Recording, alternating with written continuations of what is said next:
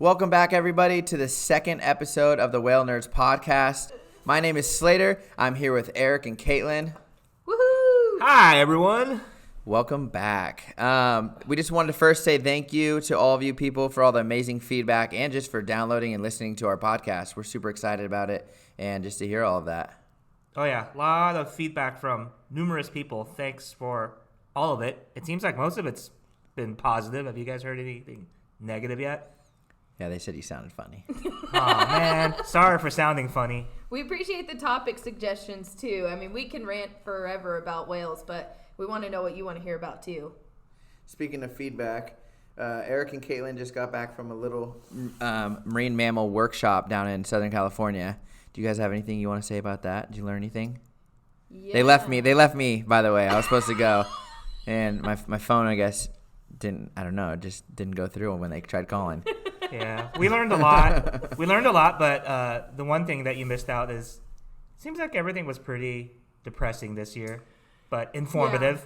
Yeah. Well, That doesn't sound very exciting. Yeah, It was exciting, but just a little sad. Yeah, it was hard to sit through some of the sessions, and I think one thing that marine scientists are not necessarily the best at is thinking about the human element and taking care of emotions of people involved in some of this work.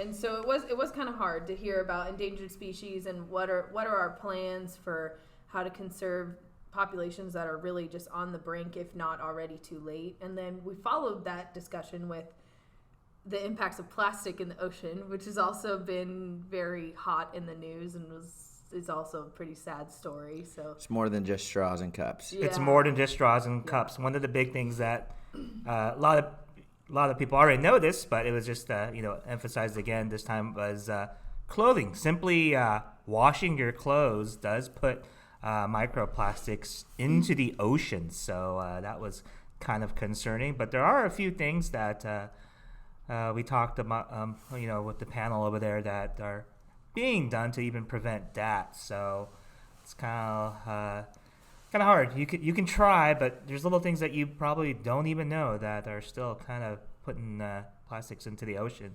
yeah, and some feedback. Actually, we were talking like at lunch outside of the session with one of the panelists on the plastics panel, and she and I were kind of geeking out about plastic things. That's actually what I did my undergrad thesis on at Oregon State, was people's perception of marine debris. And Monterey County actually did a really good job this past year of putting out all the information about what they can and cannot process, what can be recycled, what can't, what can be handled in their compost digester. And so we're actually pretty lucky that our local area, like the dump, says what they can and cannot take, and they'll even tell you what happens to it. They just did a recycle workshop on Saturday that we were gone for. So that's kind of nice. Some places, disposal places, are trying to think of how to deal with this. Even when you go to Whole Foods now, they have like up at the front where you can like cook your food and stuff. They have 3 bins, and now there's a picture on each one of like that kind of helps you know what you can put into each trash can. There's 3 of them now there, so that's pretty cool. Sorry to talk trash about you Californians, but we've been ahead of the game in Oregon on this for a long time, I think, growing up in the Portland metro area. And so There's so I'm many like, trees. finally! There's so many trees it covers your mess. No, we've had the 3-bin system as a public service for a long time, and so I'm just like, oh, finally people are getting caught up here, because it is a big problem and we have to start doing something different. So was there anything else you guys learned at that workshop? The second day, we did a lot of, we listened to a lot of people talk about the state of acoustic impacts on whales, which has been coming up more and more in the field. They're getting better and better information about that, but it was kind of a hot political topic because there's been a lot of pressure from the Trump administration to take up seismic exploration again in a lot of places along the U.S. coast that it has not happened. And that's a little scary for our whales and dolphins because they rely so heavily on the ocean sounds, and that would be very disruptive. And Katlyn also sent me a text message while she was down at that marine mammal workshop about communicating science on like social platforms or podcasts or maybe even vlogs on YouTube and stuff like that. What was that about? Yeah, so we did, our final session was a workshop on science communication, and it sounds like Susan had done this before in previous years, that Eric had been there, but this is the first time I'd heard it from her. And I think it was good for everybody in the room to hear someone who's not a scientist talk about how to communicate science, because it's good to get a different perspective. And some of it's not new information for people like Eric and I, because that's what we do on the Whale Watch boat, is we communicate science to the general public. But she did a good job of explaining, like, I think some of my favorite takeaways from the whole thing was you can't communicate doom and gloom to people. It doesn't work. You just go through like this disaster fatigue and people just disengage. But also, earlier in the conference, people were like, well, we can't just say that we've saved the whales anymore because some whales are saved and some whales aren't, and we have to start to get specific. And Susan was like, no, the save the whales thing, people are bought in on it. Roll with it. Take the win. Go for it. And I was like, yes, you're right. Thank you. Like, I'm glad somebody's paying attention to what the general public is receptive of, because I think we kind of lose sight of that when we're in the thick of the science part. And so it's good to have another person outside the field go, what do you want them to do? You need to really seriously think about what do you want them to do. And that's the cool part about doing this podcast, you know, is this is science communication, and we're trying to make it more of a fun and approachable way of doing it so that people feel like they're getting good information, and it's not like reading a textbook, and it's something that's engaging. Yeah, and that's something I love with photography and shooting videos of these animals, is showing them in such a beautiful light. I feel like can bring people in even closer to these animals, and then you can kind of slowly show them what else is going on in their lives, the good and the bad. So you can hook these people in with inspiring and motivational stories, and then slowly let them know about the things that aren't going so well in the ocean, and they can continue to inspire other people as well. So despite all the doom and gloom, I was in this like optimism free fall Friday night. We got to breakfast Saturday morning, and I told Eric, I was like, even though yesterday was so depressing, I actually feel really optimistic. Because why was it so depressing? Is this because like the vaquitas and the we were talking about, you know, all these small Odonocete populations around the world that are just like what doomed. Other ones besides vaquitas? Finless porpoise. I've never heard of finless porpoise. Finless portback. Sorry, finless.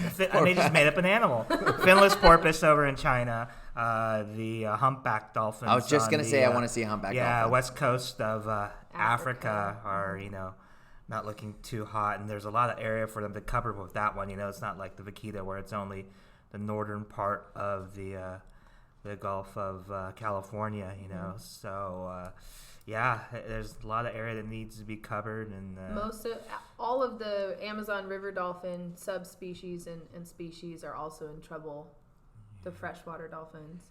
It's sad to say, but, you know, when you have something that's giant, black and white, looks like a panda, everyone gives them attention, but our poor vaquita, various porpoises and dolphins, you know, are just kind of overlooked. You know, there's a few people who are paying attention to them, but or don't even know about them. About them. Exactly. I mean, I didn't know one of the ones you just mentioned. I know the finless porpoise. Yeah. I mean, I might have heard of it, but I haven't heard people talk about it. Irrawaddy dolphins. I know that there were some dolphins in that book that went extinct because they dammed off the river. Yeah.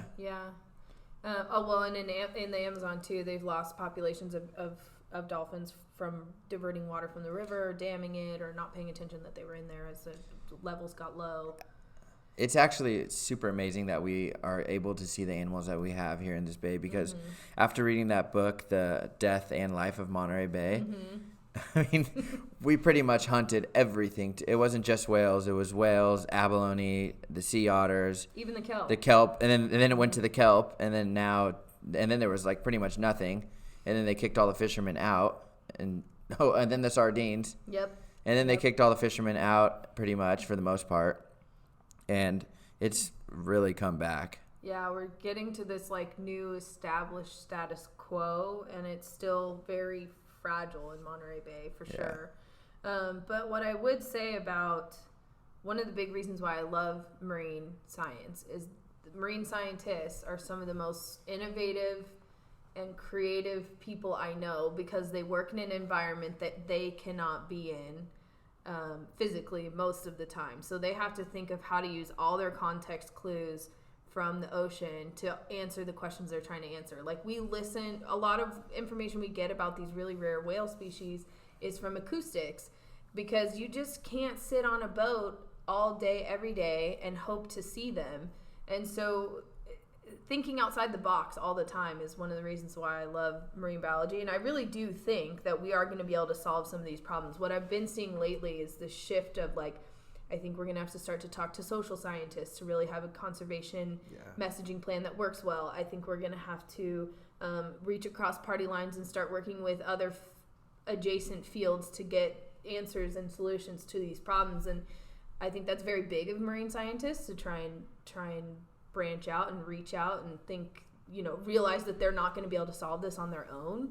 And everybody looks like they're just kind of like gnawing on it, chewing on it, trying to digest it. And pretty soon something's going to shake loose. Something's going to break through, and we're going to get some really revolutionary stuff going on as far as protecting, whales and dolphins and porpoises. Yeah, and I definitely think the time is now with all the technology and all the things we have going for us out on the ocean and the communication through other like whale watch companies and research boats in the area. We're really like working together. Yeah. Or trying to work together. And switching topics to another marine mammal that our buddy Eric went and saw, last week? Yeah, I think it was just last week. What did you do? Tell him what you did last week. I actually went over to Florida again. I went over to the Gulf side, just north of Tampa, to area known as Homosassa Springs, and also the Crystal River area. It's an area that this time of year, when it gets nice and cool, you get a good amount of manatees coming into the area. That's awesome. That's something I really wish I would have went over there and done with you. The pictures you got were unbelievable. Yeah, it wasn't bad. It's a pretty amazing experience. It's one of those situations, I tell you, I get this a lot. I'll show people some pictures of me in the water with them, and they're like, oh my God, why are you so close? What are you doing? It's just kind of like that Baja experience, Don't say anything till you really check out the situation or experience it yourself. You get into the water there. I'm guessing they're curious. Yes, I've had them The thing that everybody thinks that animals aren't. They're not curious, but they're just as curious as us. Yeah, I got video of a manatee literally like following me for a good amount of time, to the point where the boat crew was yelling at me, to get back on the boat. We got to pick up some other people. They're curious. They will get right in your face. We do that on all boats. Yeah, I've been booped by numerous manatees. There were 6 people on the boat one day, and each individual person had 6 manatees literally following them around. In fact, I already showed a lot of my coworkers the videos of this manatee. You can even watch my hands and feet. I'm just floating there, and this thing's just floating down the river with me, rolling on its back, showing me its belly and stuff like that. But when it gets nice and cool there, these animals will go up to these springs where the water comes out of the ground about 72 degrees. So it's kind of like a natural little jacuzzis for these animals. You posted on Facebook all the different tail flukes. Mm-hmm. They still call them flukes on the manatee? Yeah. So you posted all those. Is that a way they can ID them? They can do same that. Thing, but not as extravagant. Yeah, they can do that. And there's also kind of like, our grays and humpbacks. You get, a lot of little scars and stuff all over their body. Cuts. It Yeah, look like. Yeah. And unfortunately, just like our, their cetacean counterparts, they have to deal with, over there it's not really ship strike, but, boat strikes. These rivers, unfortunately, are frequented by many, small boats. And, it's hard to patrol that area. There are numerous signs and warnings, especially this time of year, telling people to slow down. And, unfortunately, a lot of these animals do get struck. So they, are, unfortunately, in decline because of that. Yeah. Also, we do know the Gulf side of Florida did experience that red tide issue. So there's a lot of factors that are affecting our manatee friends also. Although it sounds like I went to Crystal River a couple years ago. You've been too? Yeah, but unfortunately I did not have nearly as good of an experience as Eric. But you saw them? The second night I got horrible food poisoning and missed one of the days. I did get in the water with one. It was really brackish water. The visibility was not very good, and it was That's sleeping. What I was expecting when you go there. I wasn't expecting, you had some, visibility. When it's really, really cool and the manatees are way up in the springs, that's when it's the best. We were there very early and things had not cooled off yet, so they were kind of in the estuary, and so it wasn't as good of an encounter. Yes, it depends on, certain conditions. Obviously, if you have heavy rains, the night before or for previous days, it does muck up the water.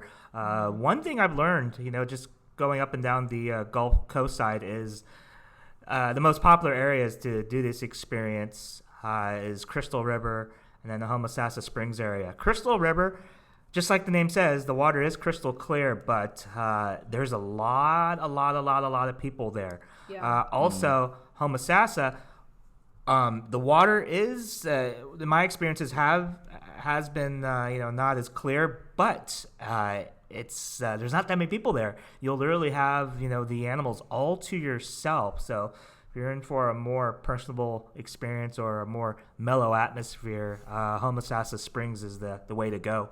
I'm glad you touched on that because I would have not known which one to go to. Yeah. And I mean, this is going back to kind of the propeller strike issue. So sometimes, like we're saying, the water is not very clear. And then manatees are not very distinguishable at the surface. I mean, they have a pretty flexible set of face muscles. And so they can really just get their two nares up out of the water and just take a breath. And then, is that their nose? Yes, that is their nose. I'm just kidding. You guys should have saw her use her two fingers.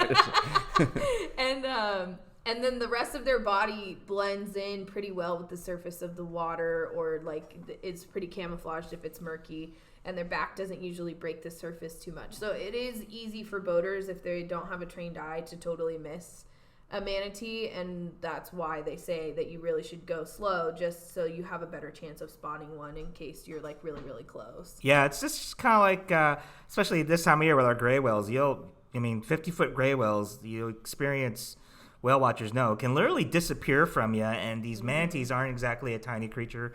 They can get close to 10 feet long, and you'll be surprised when they pop up to breathe. It literally is just those two little nostrils breaking the surface of the water. So, a boater, as cautious as they can be, can sometimes still miss that, depending on the conditions and stuff like that. Just I was out there on the windier day, and yeah, just those little wind waves and ripples will harm your visibility. And luckily, there's some these animals aren't in transit. There are a lot of the spring areas that they gather that are actually roped off and cordoned off, and sometimes it's seasonal that give these animals a fighting chance. But yeah, Florida's doing what they can to help out these animals. And when I was in Crystal River, it sounded like the Gulf side population is actually seeing an increase, but some of the other subpopulations, especially down towards the Caribbean, are still struggling. Is that what they told you when you were there? I'm not really sure about the current status of the animals, but I believe last year, I think it was, the numbers were pretty sad as far as the loss of animals. So well, they did have that red tide going through most of 2018, which is just horrible to see photos. But speaking of manatees on the East Coast, well, you know what? That Brutus whale. Did you guys hear about that? Washed up over in Florida. Yeah. Wow. Yeah. That actually came up at the workshop too. So in the Gulf of Mexico, there's a really small population of Brutus whales, and do you think that's the ones that are coming up here that we see, or not here? I'm sorry, but like Newport Beach, because we saw them in the summer. No, they're on the Atlantic side. Yeah, totally different population. Yeah. I thought when you said, you said Gulf. Just kidding. So the reason it came up at the workshop is because they're talking about using Florida as an example of like a very industrialized ocean. Well, actually, the other side, Florida is not very industrialized as far as oil platforms, but like Texas, Louisiana, and Mississippi are. And so the Brutus whales kind of exist more towards the Florida side, they think, because there's not nearly as much acoustic disturbance with all those air guns going off for seismic exploration.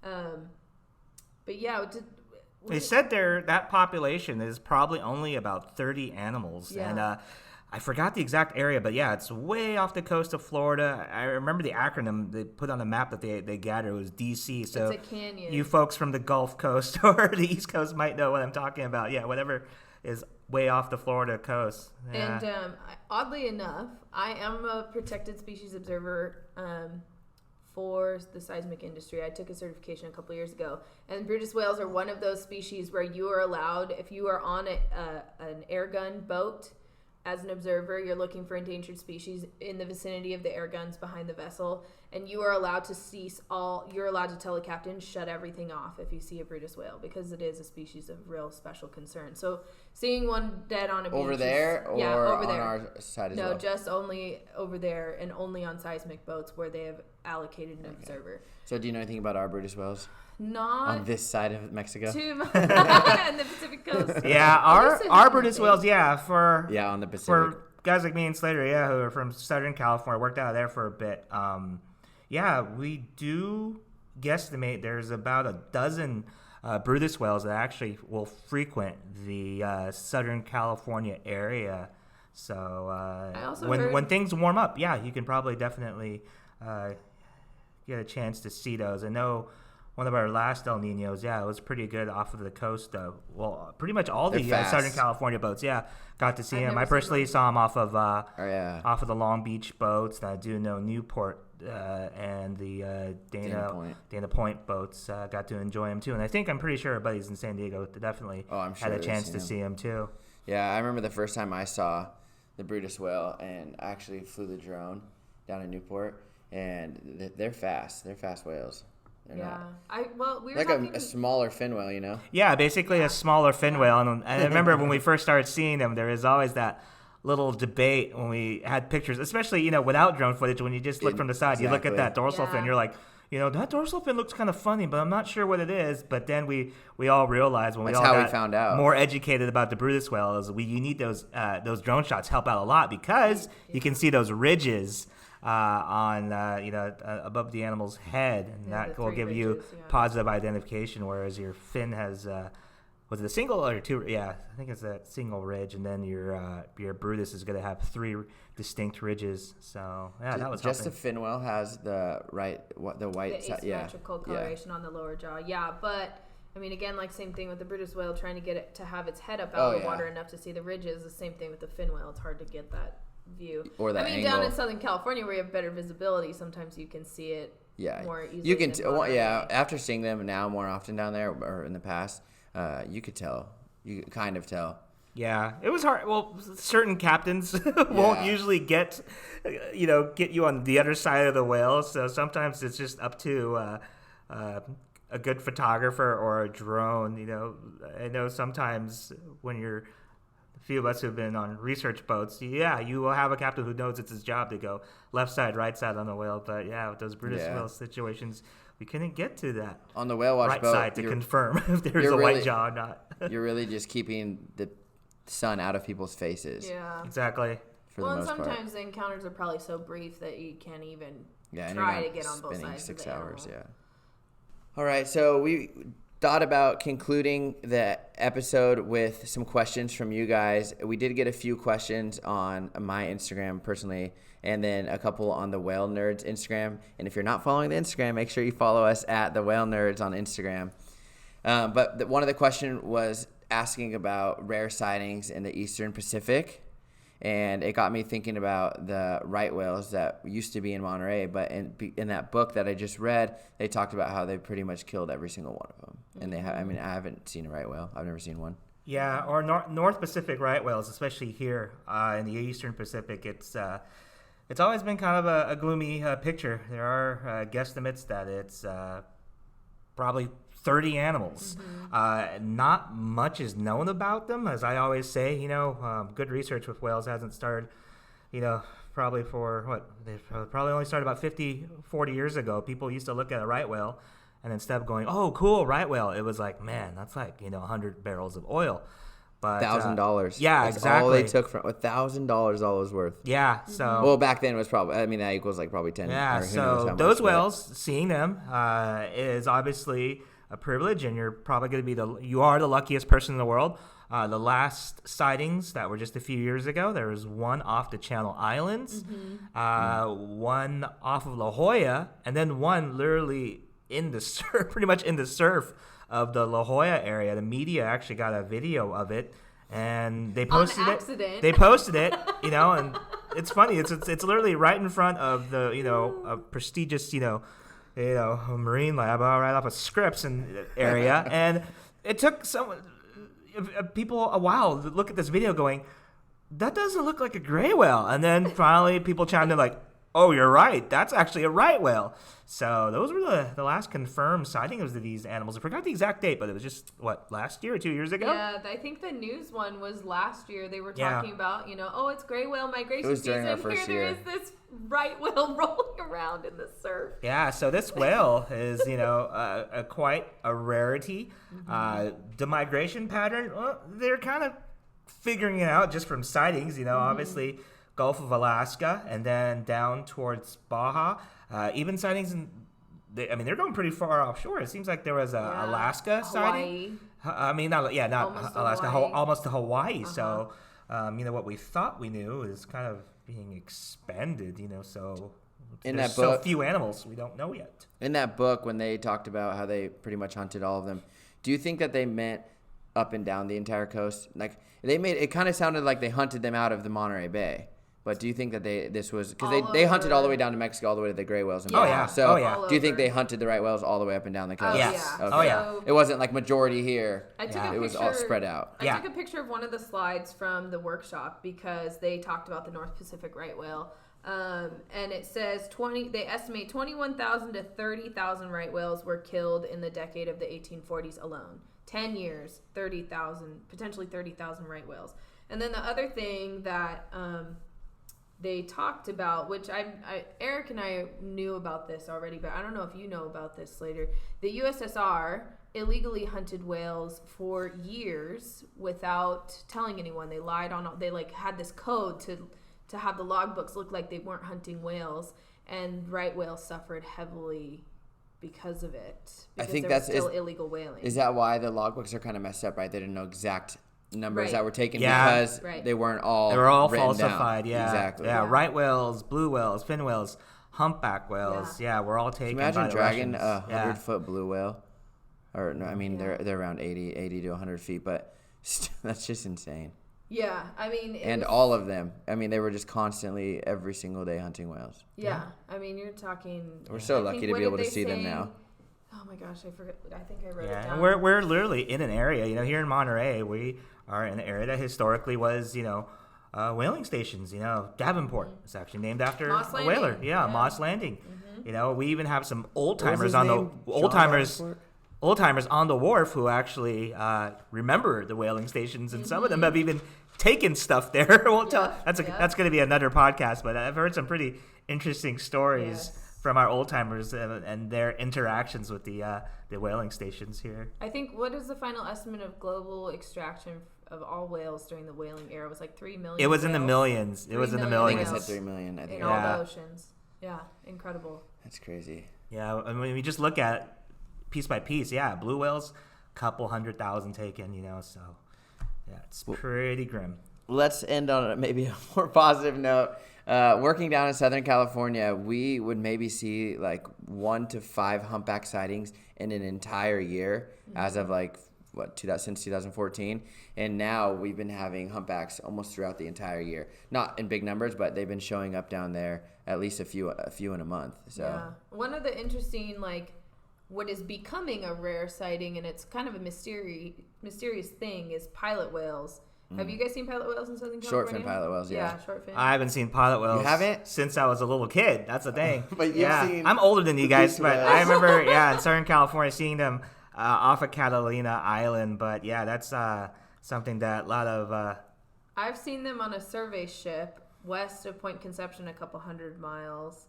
And then I know someone else that saw them west of the Farallones on that same survey cruise. they travel. Yeah. Yeah. I know a majority of the more recent sightings. It seems like most of them that are not by whale watching boats have been out on the backside of the Channel Islands. I know. They used to be common in Yeah, the behind Catalina San Island Clemente, area. out behind the San Clemente Island. I know some of my fishing buddies have run into them out there. So yeah, seems like a lot of recent sightings, not by whale watching boats, have been way out there. But yeah, maybe I think Katlyn you can probably talk about what the basic theory is about why our pilot whales have disappeared. I know there's a big talk about them.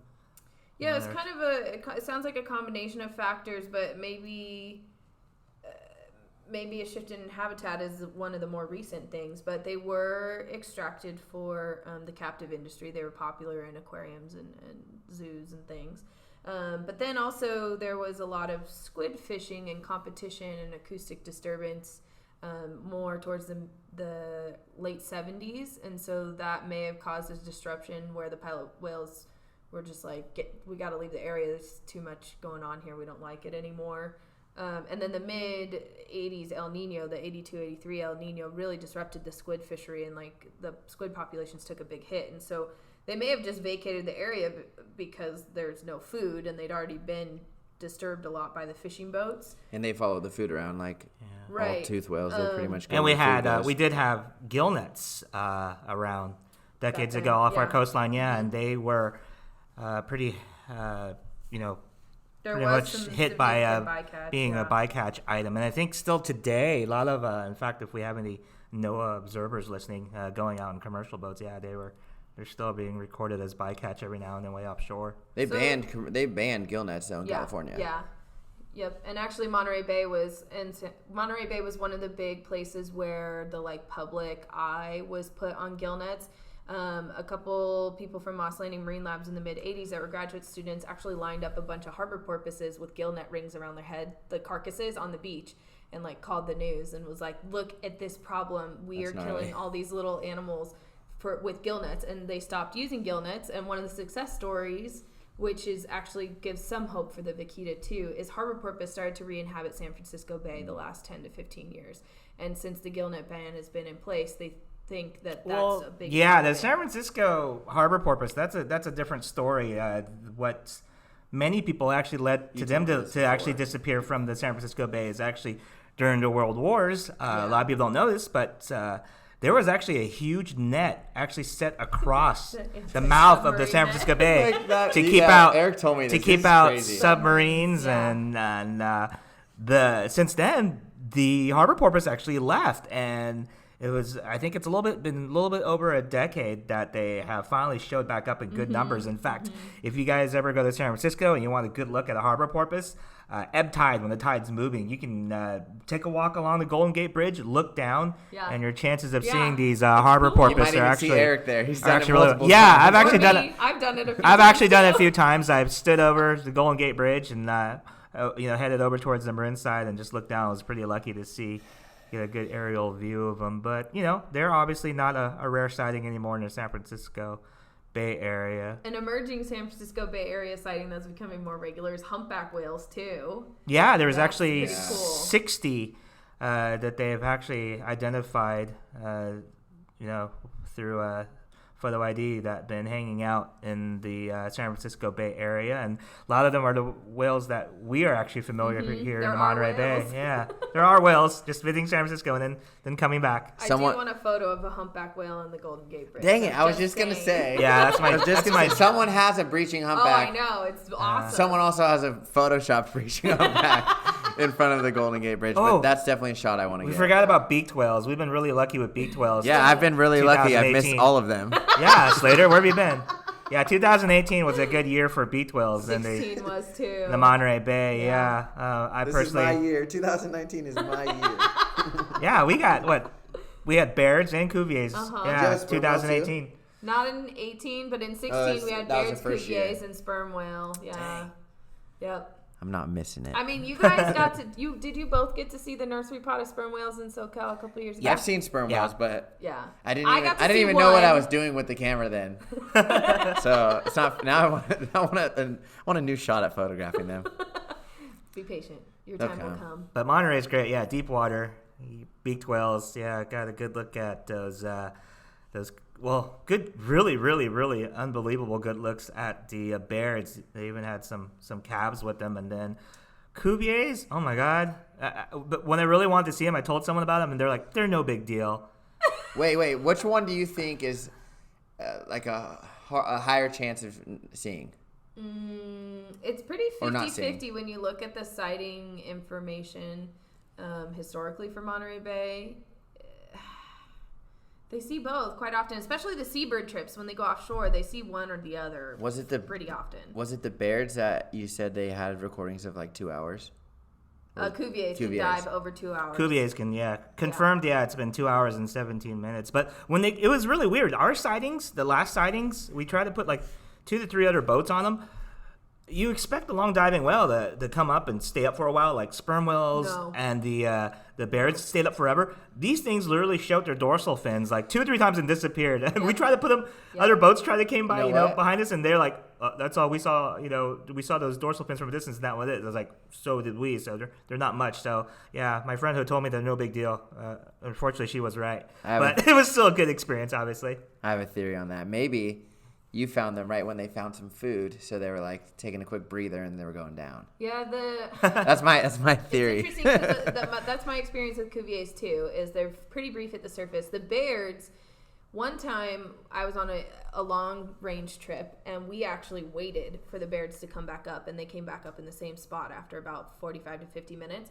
And if you were really paying attention and timing them, you could see them do their decompression dives. Like, at one point, they all disappeared for about 4 minutes, and then they all were back up again for another 7 or 8 minutes. And so it was like they had taken a dive to decompress, then they came back up, and they were doing shallower and shallower dives as they just did this big circle around the boat. So, yeah, but my Cuvier's experience is like, boop, 3 breaths, they're gone. Yeah, it's pretty odd. And then what's funny is we were actually heading to some orca, and then our captain made a sudden turn, and nothing makes you turn away from orca, so we knew it was a big deal. Except for when JJ's driving.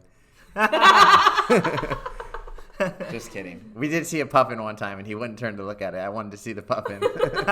This is whale watching, not bird watching. That's what he said.